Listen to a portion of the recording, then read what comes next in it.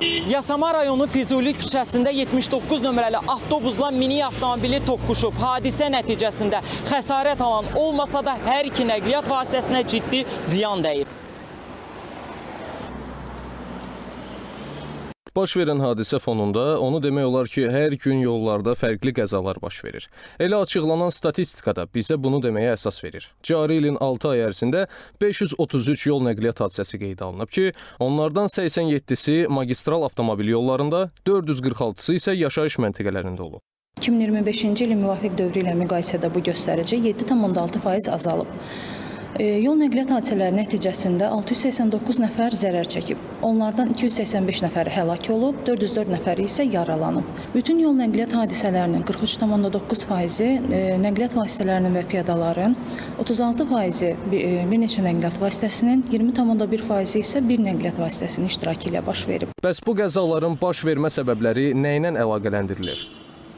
Aparılan təhlillər göstərir ki, yol nəqliyyat hadisələrinin baş verməsində sürətin yol və hərəkət şəraitinə uyğun seçilməməsi, təhlükəsiz ara məsafəsinin gözlənilməməsi, ötmə və manevr etmə qaydalarının pozulması, diqqətsizlik, sükan arxasında mobil telefondan istifadə, eləcə də yorğun və yuxusuz vəziyyətdə nəqliyyat vasitəsinin idarə edilməsi əsas risk amilləri sırasında qalır.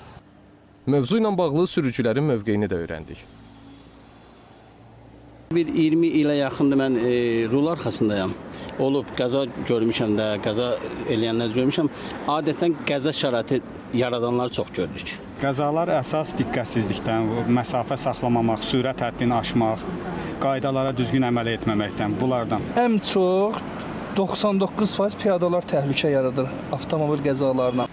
Baş verən qəzaların növlər üzrə təhlilinə əsasən, piyada vurma ümumi hadisələrin təxminən 50%-ni təşkil edir. Yol nəqliyyat hadisələrinin əksər hissəsi piyada vurma halları ilə bağlıdır. Dəfələrlə edilən xəbərdarlıqlara, aparılan maarifləndirici söhbətlərə baxmayaraq vətəndaşlar təyin olunmamış yerlərdən keçirlər. Nəticədə bədbəxt hadisələrin baş verməsi qaçılmaz olur. Niyə təyin olunmamış yerdən keçirsiniz? Hardan keçir? Bax, yeraltı keçid var. Hə, o yadımdan çıxdı.